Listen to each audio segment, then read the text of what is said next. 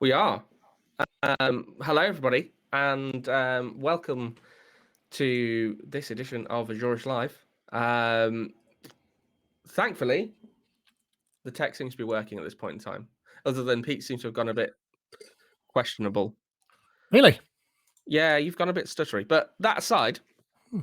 we don't need to see Pete anyway. You see plenty of Pete. You know what he looks like. I'm very rude. Let me try closing a few things. Might help. Well, obviously today we're going to be building, or our plan is at least to build a continuous integration and continuous delivery pipeline around GitWatcher itself, because as you'll have seen on previous episodes, we've done it all by hand. And one of the things that we really want to look at, or at least approach this from on this episode, is doing it from kind of like an everything as code approach. So that's from the infrastructure through to the pipelines themselves. Now, obviously, you'll have seen that we didn't spend the time previously to go and do things like unit tests and that kind of thing. And we're not going to do that through the course of this episode, but we will do a build of the app to make sure that it actually builds. And we're going to go through that release process as well. Now, obviously, we've only got an hour to do this in. So we'll be finishing at 1:30 p.m. Our time, UK time. So we might not get all the way through it, but we're going to do our best to get as far as we can, and we'll talk about those things as we go through. Also tonight from 6:30 p.m. GMT is a meetup that I run with Tom Geraghty coming along to talk about resilience engineering. So if you're interested in that kind of thing and want to know what it is, where it's going, how it fits into DevOps and that sort of thing, come along tonight. Just look for if you just go and Google the DevOps Knots meetup, you'll be able to find that.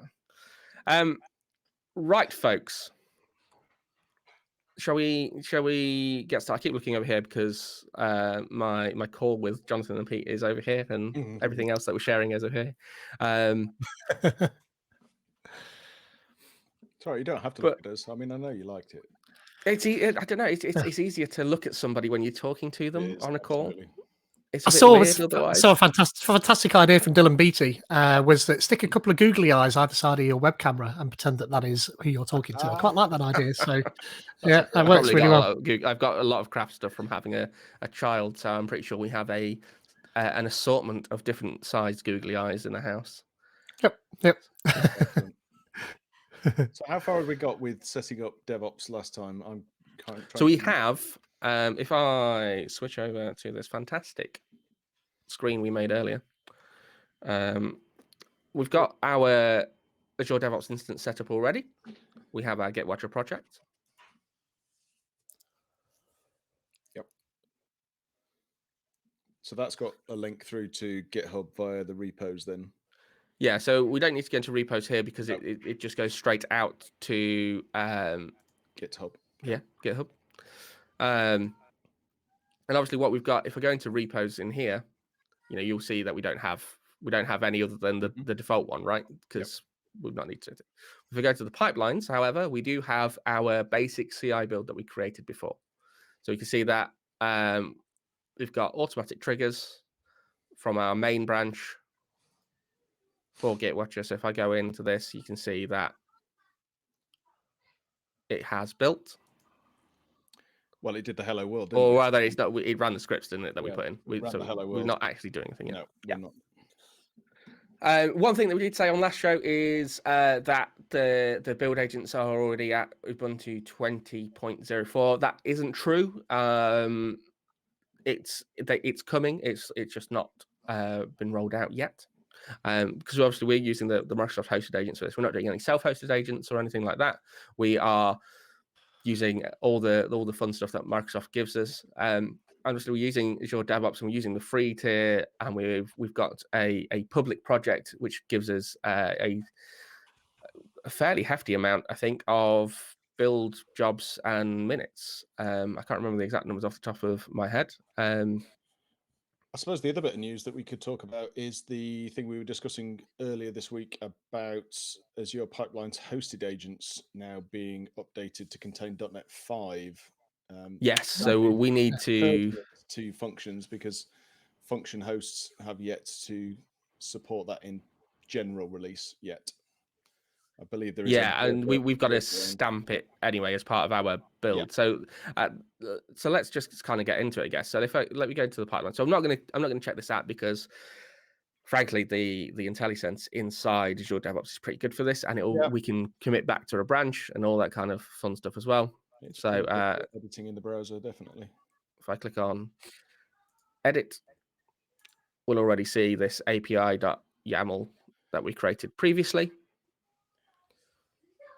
Yeah, we already know we're coming off the main branch, but we're also going to want to do things later about other branches, but we'll come to that in a little bit. And as we said last week, that the YAML pipeline is easier to, in my opinion, to see what's going on under the hood because the config is in your repository rather than it being configuration inside DevOps. Yep, and it's fantastic for being able to share that. Then that project can be taken on by somebody else, and they know that the infrastructure is all there for them to be able to build and deploy, rather than have to figure that out themselves, which is nice. And for me, is that it encourages code reuse as well, especially if you can extract templates and other reusable pieces of stuff. Yeah. Yep, and traceability through source control and stuff like that. So yeah, loads of good reasons.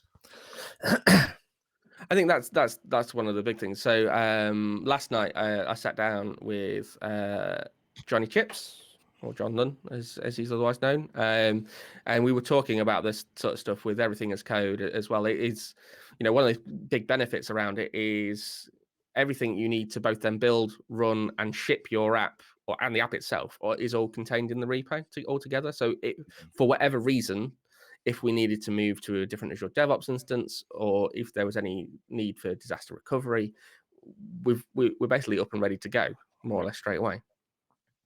Yep, it's good. I'm a big fan, and I've been doing a fair bit of work around this in my work time as well. So I'm, a big fan of it. So we're going to replace these steps with something to actually build our project then. We are. Exciting. Now, let's caveat this with, whilst we do a lot of this stuff day to day, a lot of the time we can take it from other things that we've built and written and so on, and we can have action templates and all that kind of stuff. We haven't done any pre-work for this, so everything we're going to do now is raw. We're not copying and pasting it from anywhere. We're going to do it as we go along. Yep, absolutely. .NET build done. .NET Core, pretty much is what we're doing. But we're also going to want to set a specific tools version. So I don't think it's that .NET Core task we want, is it? It's isn't it an SDK task? Well, it's use.NET. Use .NET yeah, Core. That's the one. It effectively turns into a. So we want the SDK, and let me go to what version of .NET did we put before? I think it was just the latest LTS, right? That's the wrong one. That's the client. You're just telling it to. You'll specify which version of .NET we're going to build against. Now, often it's cached up there. The build agents will have certain versions of .NET cached. If it can't find that cached version, it will download it, and so you can choose whichever version you like, which could or could not be important depending on what it is that you're building. So really, we don't have to be specific here because we want .NET Core 3 ultimately. So if we go .NET 3.x based on what this is saying. Yeah, absolutely, that works. Yep. Do we need to do anything with this? No, we don't. Unless there's a specific feature or a bug fix in later versions, because it may not have the latest version in there. I've found it can be a version or two out of date.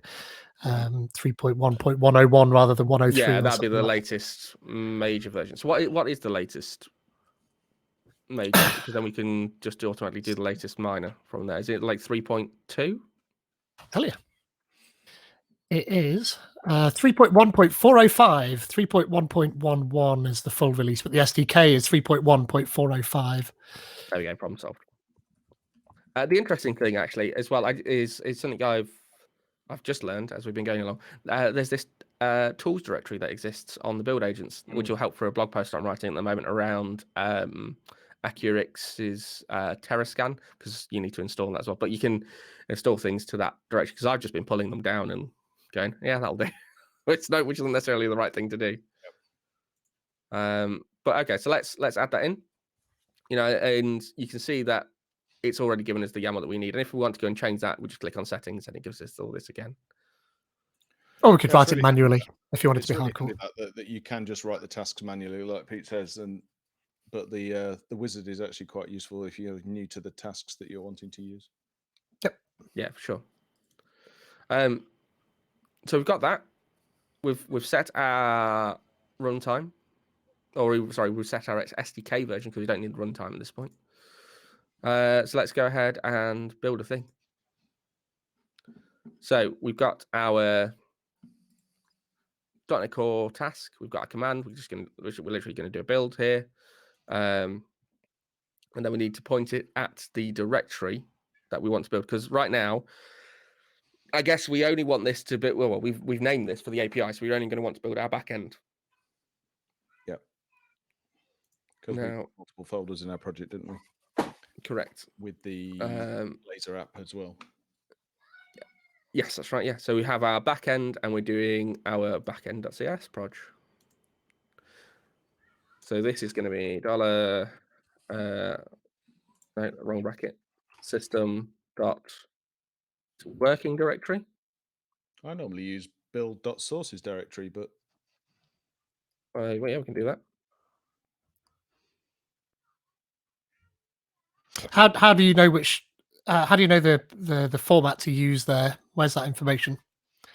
It is listed on the Microsoft Docs around Azure DevOps Variables. From Jonathan and I's point of view, I think we just do this often enough that we don't need to refer to it. But there is a page that is Azure DevOps built-in variables. Use predefined variables. Yeah, that's it. That's the one. You need to zoom in a little bit. Yeah, cool. So we're doing build dot wherever it was. So it was sources directory. There you go. Directory, yeah. So that'll, like I say, that'll get us the directory where we've pulled down the source.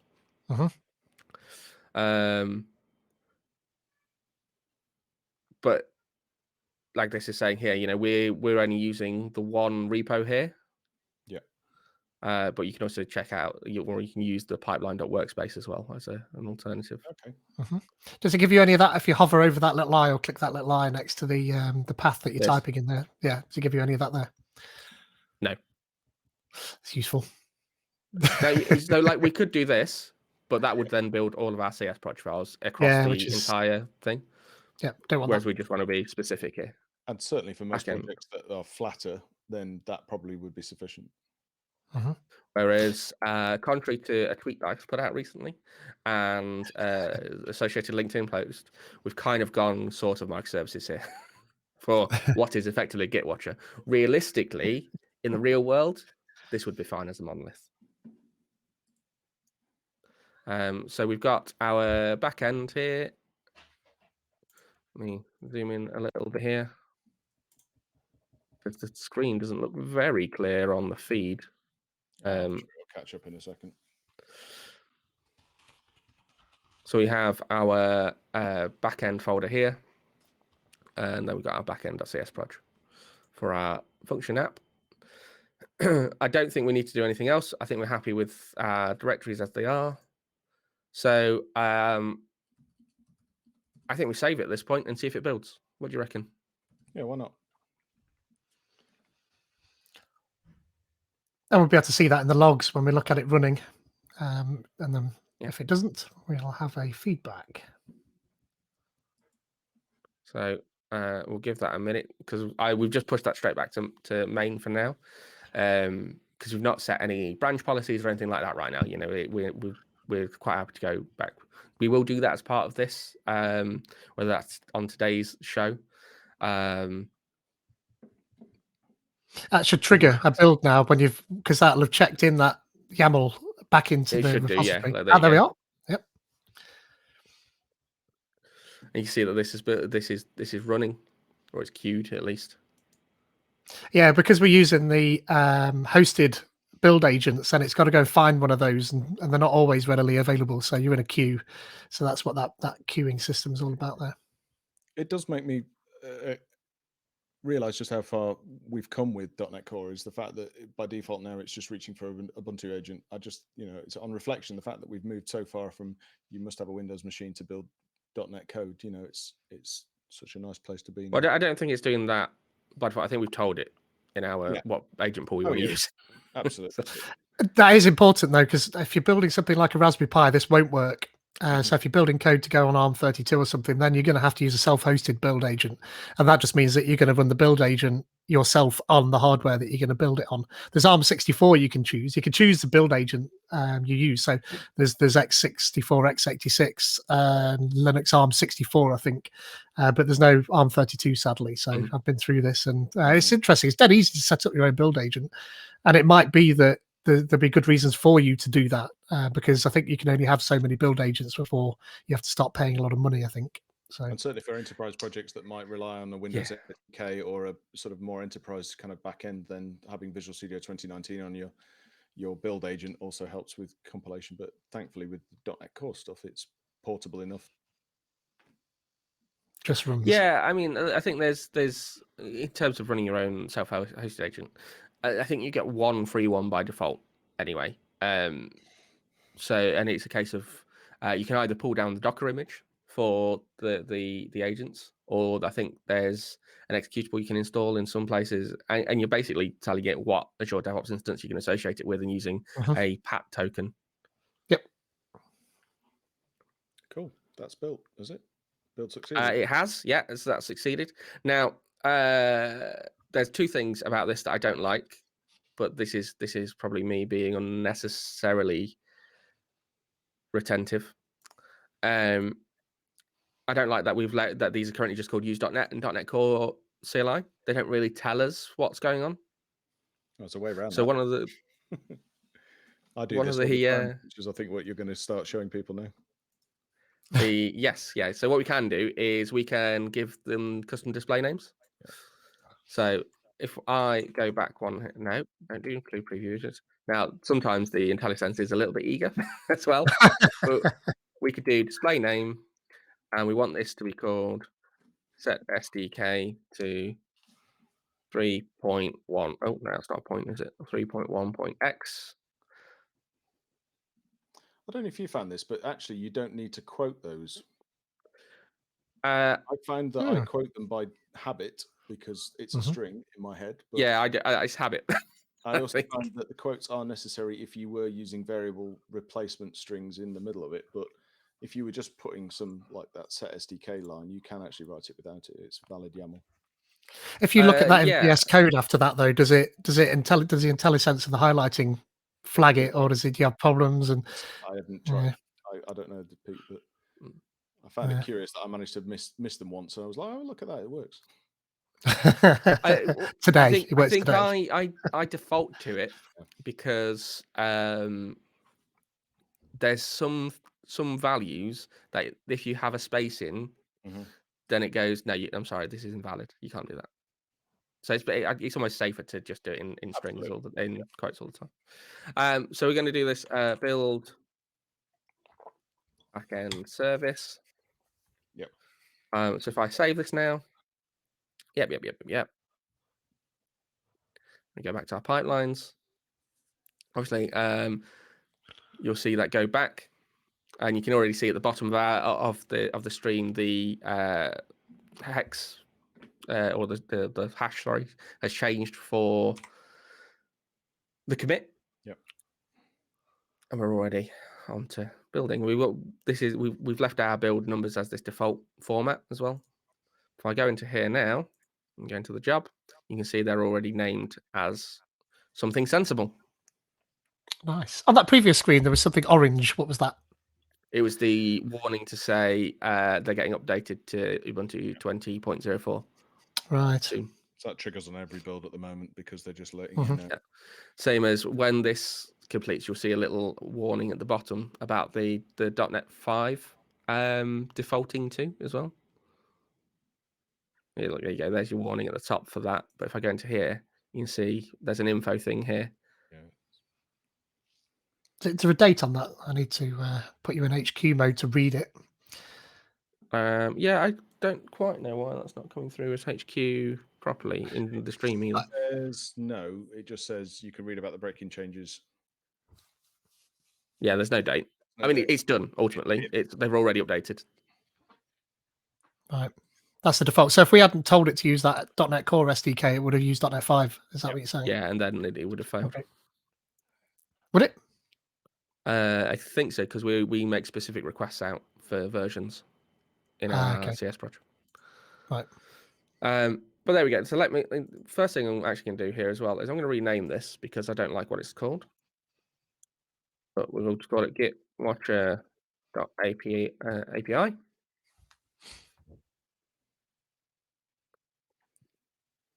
So that's a little bit better.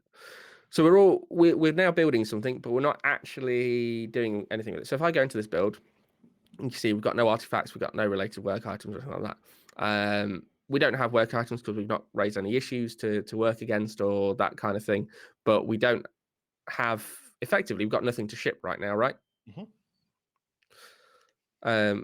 Which is all well and good if we weren't shipping something. You know. Yeah, quick. That's it. End of stream. See you later. That's it. Job done. Yep. Works on my machine. Yep. Actually, works on their machine. Works on my, the light is green, the trap is clean. Yep. So one thing that we do want to do as well, just to pause sort of briefly at this point,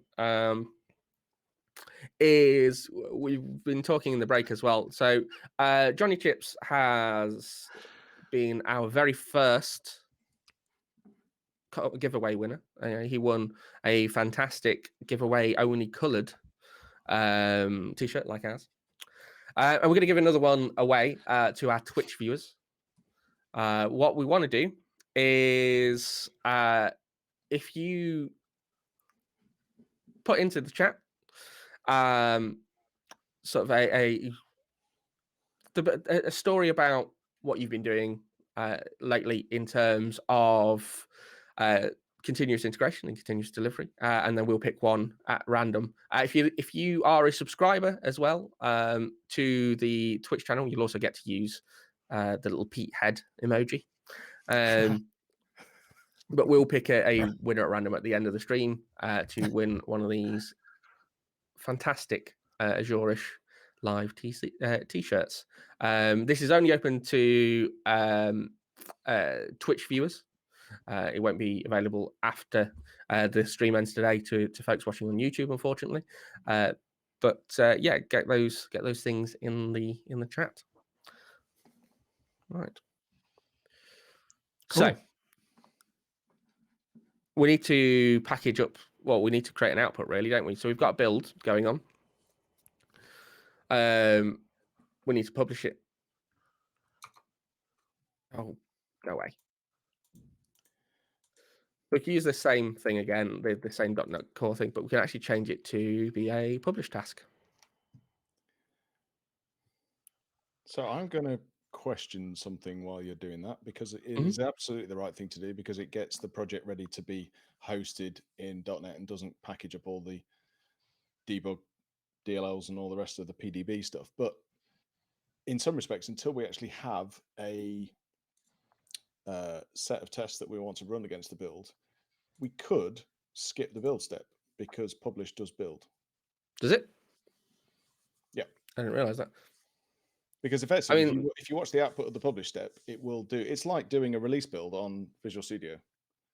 In my head, it's actually saying, I don't want to just debug this. I want to actually publish it, and it actually runs a release build. So I have been playing with, in my personal project, actually just skipping that until such time as you actually put the unit tests in that you want to execute against the build.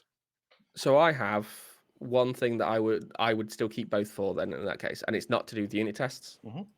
It kind of is and isn't. I mean, you can use it at the same point, but one of the things that I do is that I build something on every commit usually. So in a bit we'll come to these triggers. So whether or not that's a feature branch or any other kind of topic branch, okay. I want a build to run, but what I don't want to happen is I don't really care about having a publish artifact, and I don't really care about, any deployment of it. I just want to validate it just through a build. And that's an Granted, important stop. So if you're going to put a condition on the publish step that you only want to do that on main, then absolutely yes, that makes a lot of sense that you would get the CI feedback of every feature branch. Yep, gate yeah, it that exactly. way. Yep, that's valid. Yeah, I'd not thought of that. Actually, .NET Run will do the same. It will build. When I first started demoing .NET Core, I did a .NET build and then a .NET Run. I very quickly learned that you don't need to do the build first. You realise that. So It works out there's been changes then. yeah, you just run it and it builds, and then it just builds it anyway. So it's the same thing. So the publish task allows us to say where it's. Yeah, this will be interesting because I've had some mixed results using publish web projects true. So I'll be interested to see how this goes. Well, we don't have to. No, it's fine. No, I'm just, as I say, this is all about learning. So I'd rather see how it goes with the defaults that the task wizard has suggested. So what we've got is let's add a name in here as well. To publish step, because I can't think of a better name for it right now, even though it's basically saying the same thing. We could localize it though, couldn't we, if we wanted to now? .NET publish. Now, as much as we're doing a .NET publish, it's not actually going to give us an artifact at the end of the build still. You know, we have to also publish that artifact into Azure DevOps. So if we did publish artifacts, funnily enough, that's what it's called. Yeah, let's call it that for now. And we'll change this to be, I think, isn't it -o or -output? Words to that effect, I think. We're going to output those to this artifact staging directory. And when it says publish location container, it doesn't mean a Docker container. Okay, it means it's going to create a folder called whatever. Okay. Oh no, let me just add that. Save and hope for the best.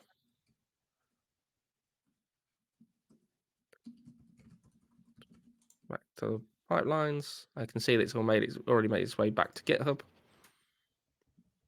So whilst that's running, just quickly want to show you something in GitHub.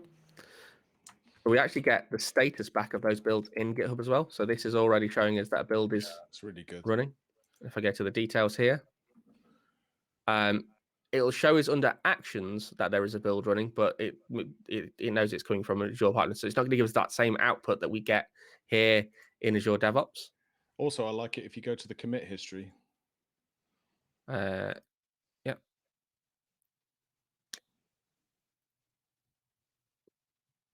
Gives you where it's built and stuff, doesn't it? It's really nice. I would like it to light up the actions tab for you to tell you that it was building actually. So if you're not in the right place, you don't see that it's happening in there, and you have to go into actions to actually see anything's happening. That'd be quite an easy fix for them to light that up in yellow or something, and green if it's finished.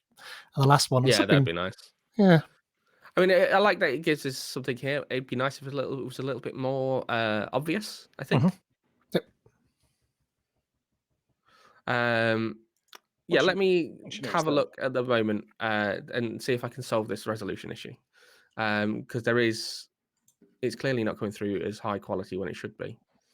It's not terrible, but it's sort of, I don't know, 480p rather than 1080p. Yeah, and I don't quite know why it's doing that all of a sudden, as it was fine the last time. So we have all of those things. I think there should be a way for us to put a little. Is it a query string on the end of the OBS Ninja stuff that lets it solve it? Just find the.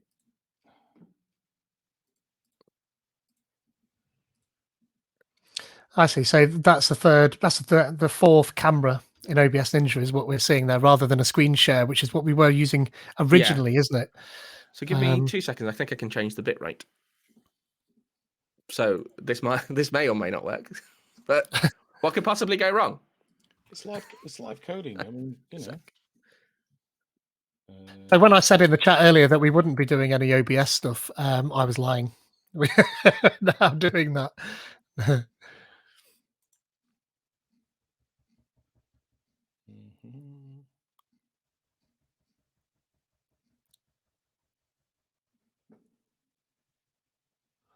Is it the quality equals thing? I'm trying to remember now. Google doesn't give you a very simple answer to it. No, there is. It's on GitHub. The source code for OBS Ninja. It's good. And Steve Seguin, who writes it, there is a advanced wiki that's got an awful lot of detail in it. You can even specify which codec it's using between, but effectively it's peer-to-peer. So that's the other good thing about it, is that it's not actually necessarily going out over the network, but still, for some reason, it seems to be limiting the frame rate. So. Johnny Chips says that Liam's doing better than he was the other day.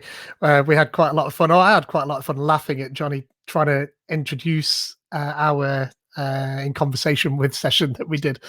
It was quite funny to have. It must be about 40 takes, maybe. And I wasn't quite as bad as that, but 25. It was good though. So in that wiki. Audio is delayed. Video is pixelated. Let's have a look. Let's see. Oh, yeah. Then it says, for a guide on deploying your own turn server. Yeah. Don't need that. Nope. Change the video codec. Do not use Wi-Fi. Use speedify.com. What the heck's that? Speedify.com. Probably doing some advertising for something we're not sure of. Oh, you can increase the jitter buffer.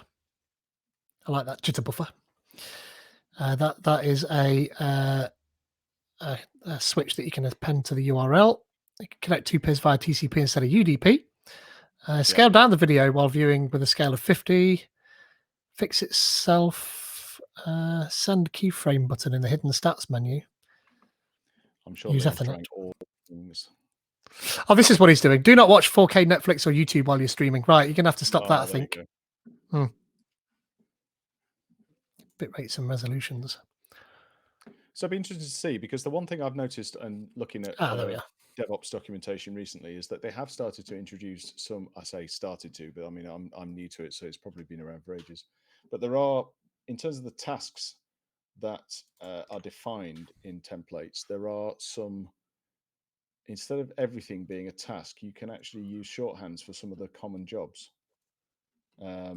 For example, the publish task that we've just started, there is actually just a -publish shorthand for it to save you, especially where you're not necessarily sure what version. So all of the DevOps pipeline tasks are in a GitHub repo, as a lot of Microsoft stuff is these days, and you can see the current version, and you can pin your DevOps pipeline YAML with the @ number.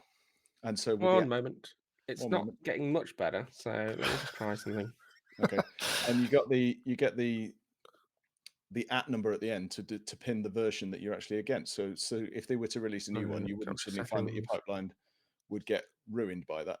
But in some basic stuff like build and publish, you just want it to build and publish. You don't necessarily matter about that. So I'll try and find the link to the document. And we'll say, oh no, don't want that. I see Liam hasn't got his headphones on, so I doubt very much that he can. It's obvious that that's why he's talking over us. That's fine. Yeah, it's rude. I would ask him. Well, Abakan has asked there as to why we're not using StreamYard or Zoom. I mean, Zoom, we're going to be quite limited in branding, and Liam spent quite a lot of time getting the branding right for what you can see here, and it does look awesome. I love that. So that's what OBS gives us. You're right. Theoretically, we could use virtual cams and stuff like that. But funnily enough, the problem that Liam is battling is a problem that if you try and use some of those other infrastructures, then you end up with blurry code. They tend to be set up specifically for either like static images like code or video, or something in between. And what you're seeing here is almost something in between, where it's more video than it is code, and it's not particularly ideal. Whereas Twitch specifically with OBS Ninja, that works really well. Oh, look at that! That looks a little bit better, I think. That's Whatever much you've done better, there. Liam. Yeah, he shared his screen rather than. Okay. Yeah, so Twitch specifically does this really well. It finds that sweet spot somehow, so that There we go. if you do it properly, like Liam's just done it, then you get nice sharp code as well as nice sharp video. Whereas places like Zoom, if you do like a virtual cam from OBS, then you end up with really poor quality code or really poor quality video. So what I've changed is how I'm doing it entirely. Because the NDI is working again for reasons unknown to me. woohoo! The reason we were using the OBS Ninja way of doing it before was last time we did this, all of our NDI setup just died of death, and I don't know why. But now we've switched it back, and all is well again. That looks beautiful. It's something we could probably play with, because I think OBS Ninja is perfectly capable of doing that without compression. But right now, it gets us back to seeing sharp GitHub. Yeah. But this is part of doing it live, right, folks? Yep. You know, we do this whole. Thanks to pointing it out and now saying it looks much better, so that's great. It was fine when we did a quick tech run through earlier. But yeah. Okay, so we've got 23 minutes of the show to go. So we've got our job running. We've got that build happening. And we now have this publish build artifacts task as well, which we've kind of just left named as is for now. If I go back into this build, we now have one published artifact. So if I go into this and I go into this drop, we can see that we have this client folder, which means it hasn't published the right thing in theory. So if, let's just double check. So let's download this zip file.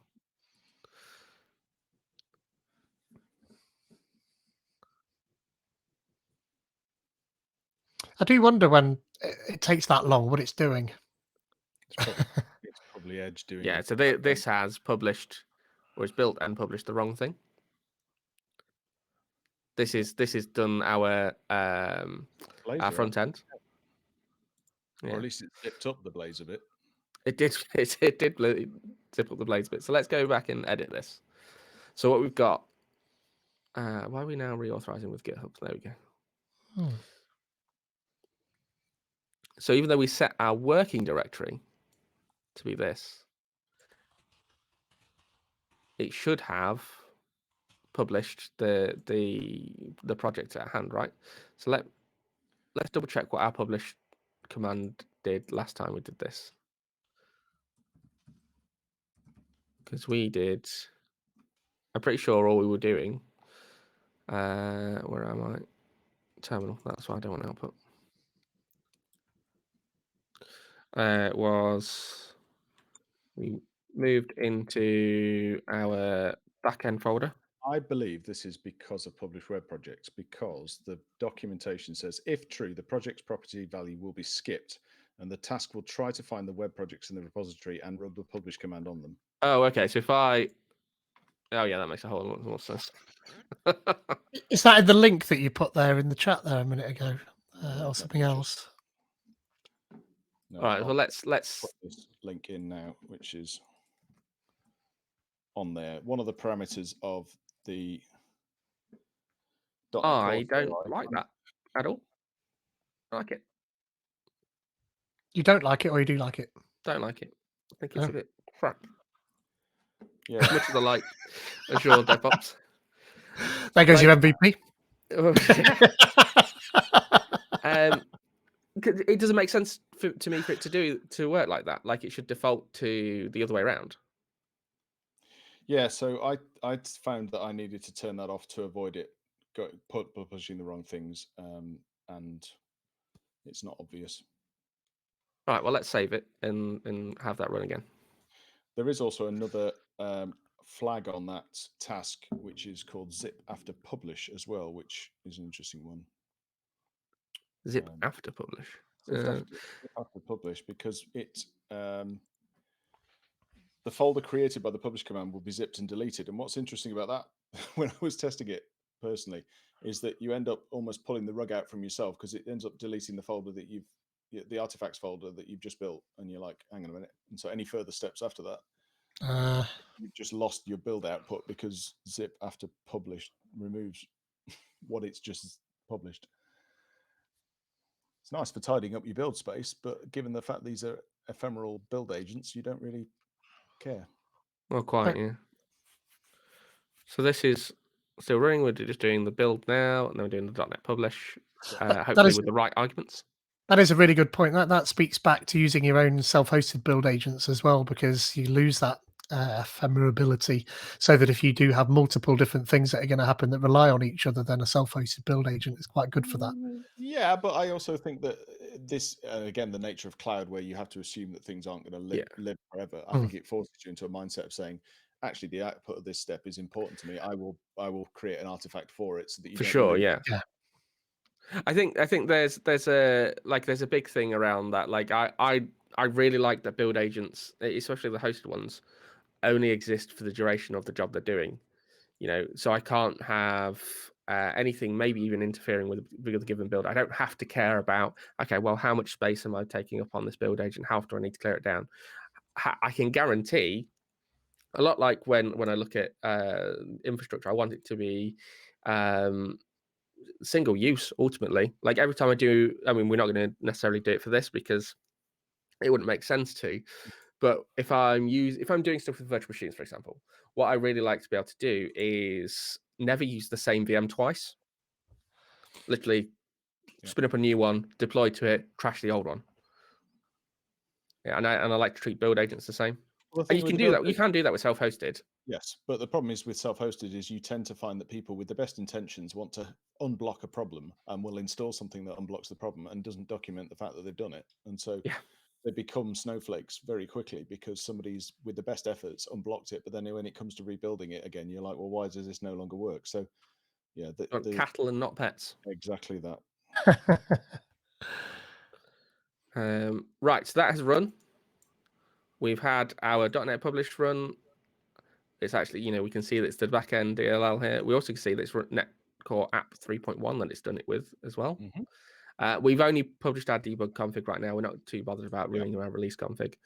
And obviously we've done our release artifacts. So if I drop back and we have our published artifact, and I go into the drop folder, it's considerably smaller because we're not, shipping WebAssembly type stuff anymore. We just have our DLL. So if I go into that, this will be our function app for the backend. You can see that it's got the folders for our signal render things with our function config. Same with our handle commit event. And then in our bin, we've got all of the associated libraries we're using, along with our backend DLL. Yeah, brilliant. And then we've obviously got our host JSON too. So we've got that building. I guess so. We're probably not going to get to the infrastructure side of things and deploying it today. I think what we should do though is take a look at changing our build now, so that when we're making changes, we're doing it obviously in branches, but those branches we shouldn't produce an artifact all the time, because when we come to doing our deploy, we're going to use the same pipeline YAML to deploy to our environments as well. But we're not going to want to run that whole step for every single commit every time somebody makes a change, be it in any branch. So if I go back into this build and we go to edit, this is a fairly straightforward starting point. So you remember when we were talking about triggers? In fact, let's get rid of these comments at the top because we don't need that. Remember before we were talking about triggers? What we can do is we can literally just add in, all right, well, I want to also trigger on feature / star. And everything that's a feature branch under the feature folder will then run.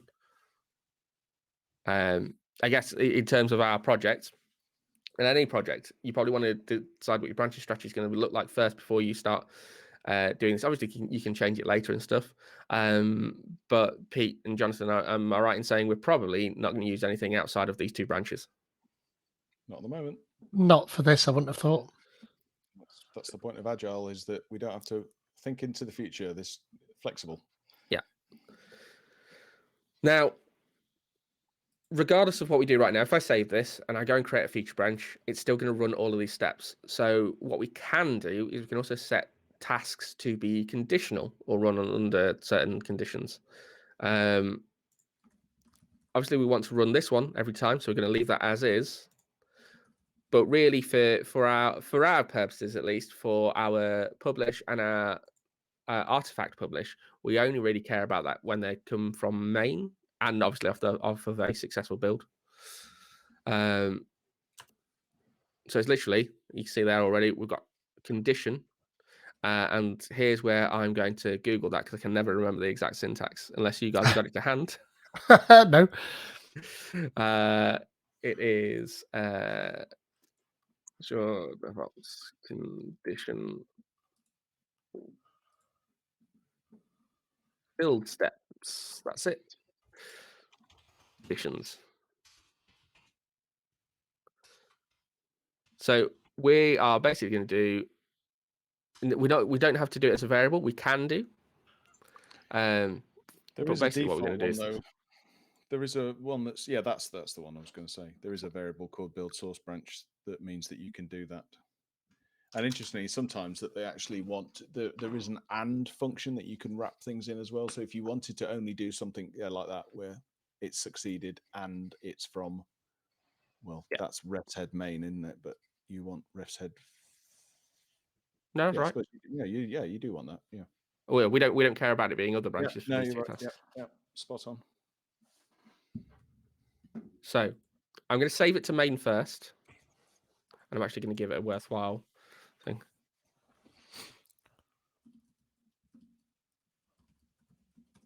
And then I'm going to make another change in a minute, so that you can see these things not come off of not run off of a feature branch.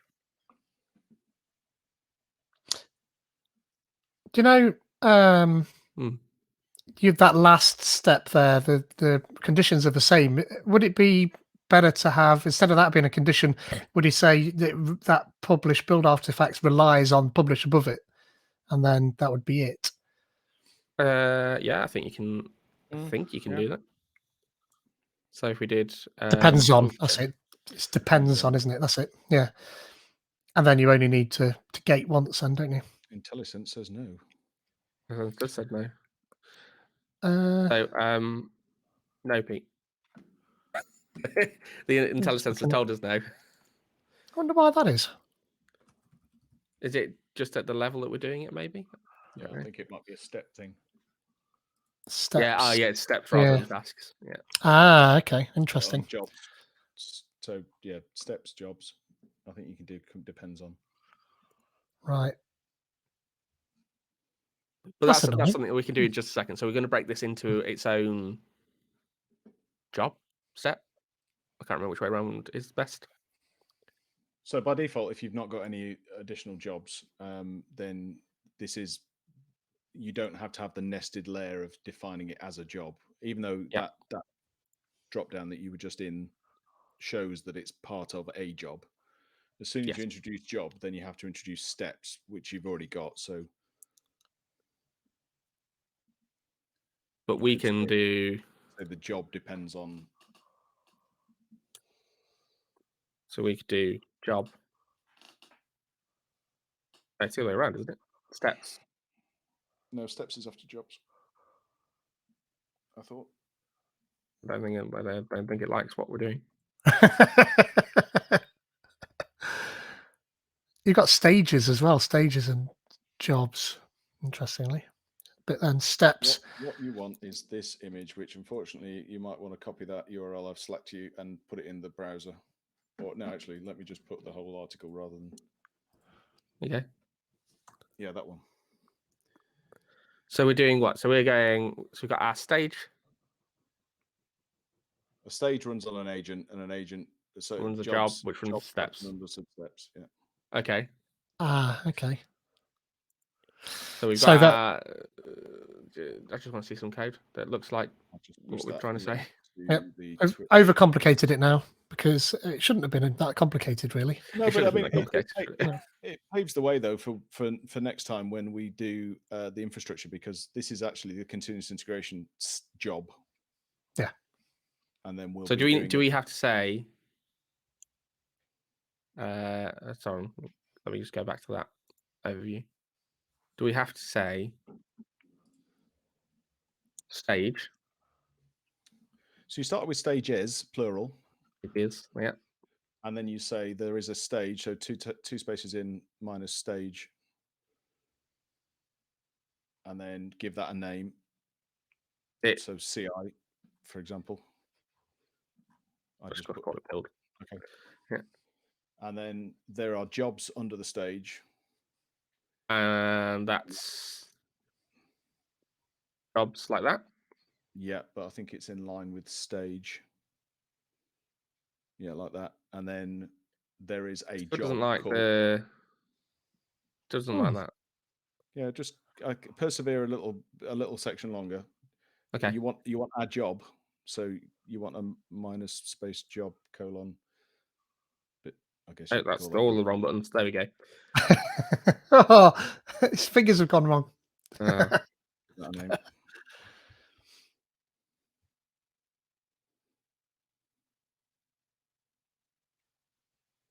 I mean, we're doing this live. That's what we're doing. We are doing and then this if you enter all those steps to be under the job, in line with job rather.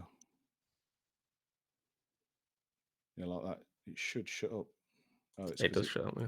It it's doesn't not like what I've called it. It's because there's a space in it. It's not a you can have a display name still, but you need it. It's a unique name. So I'm going to save that, and I'm actually also going to save it to a branch. Oof! What? Are you kidding me?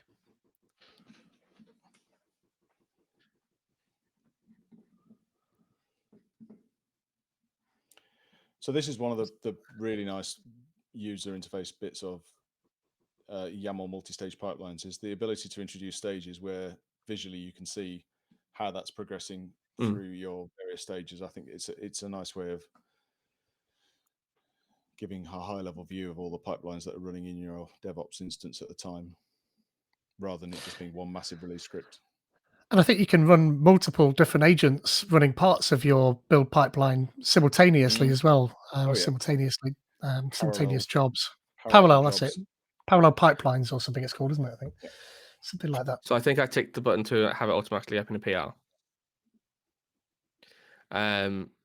But you can see, it created the branch as soon as we've said. So that counts as a commit. So it's created a build for that. Then we've got our feature branch build happening as well based on our trigger. When that comes through in a minute, we'll take a look at that. And then if I drop back again, drop back into here, we should also have our build as run. But because it isn't off of main, even though it's a PR build, because we left that checkbox ticked, it hasn't run those additional additional tasks already. But it has run it with our changes. So you can see that our job is called build, or rather our stage is called build, our job is called build, and then it has our steps for that job underneath. Cool.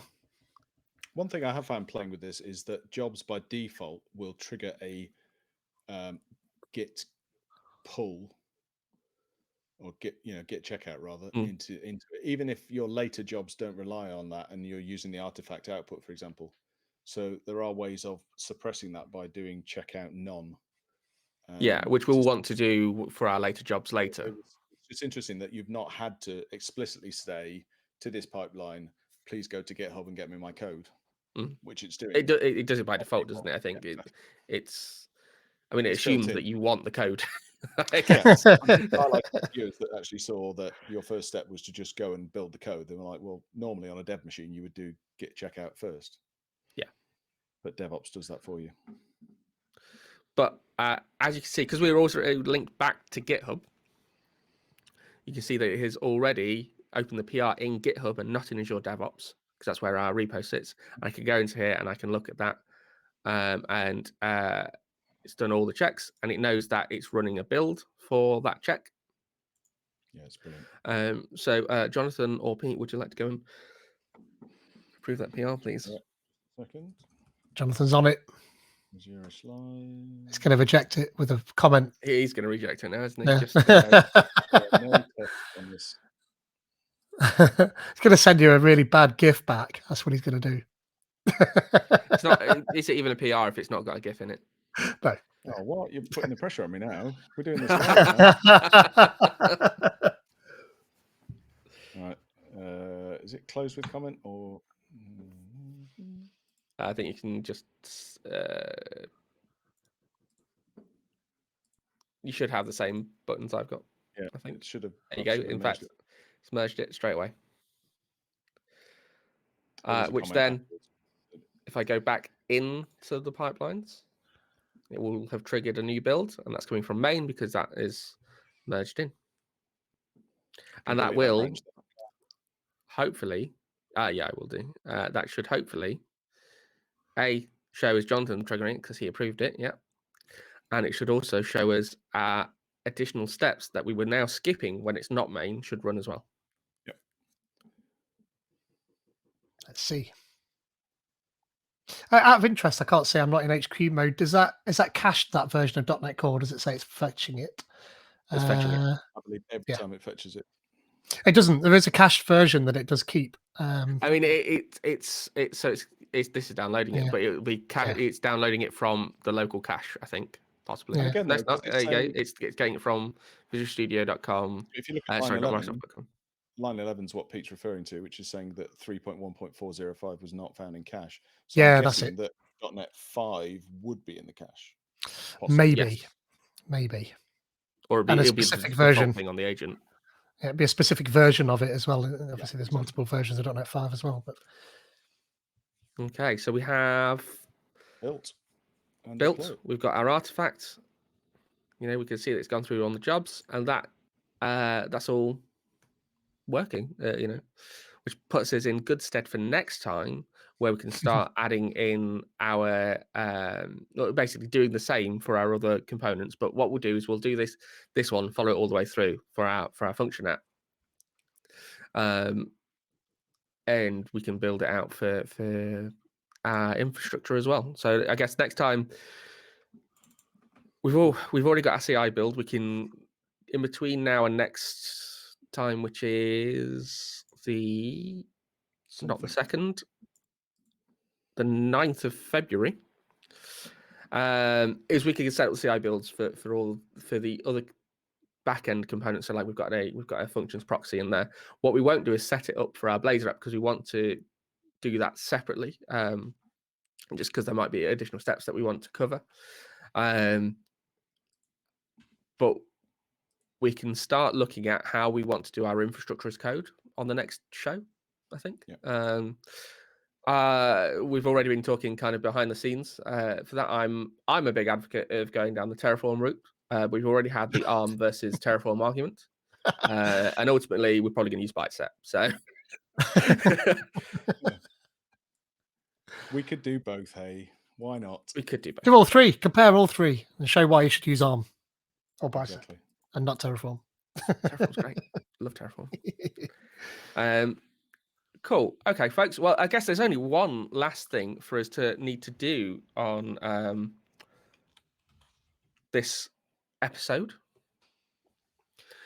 which is to pick our giveaway winner. I think more than anything else. So we've had a handful of entries already. So we've had Louise, we've had Johnny, and I think that's kind of it. Johnny can't win either. He's already won once. He has already won once, really, hasn't he? So that defaults then to Louise. It does, yes, yeah. For the cool. Yeah. So well done, Louise. We will be in touch to sort all that sort of stuff out with you as well. Johnny can attest that they look pretty good in blue, to be honest, rather than the host purple, I guess would be the best way to did just before you do that though, was there anybody else? Did we miss anybody? No, I don't think so. Okay, that's good. I don't want to miss anybody out. And then, yep, cool.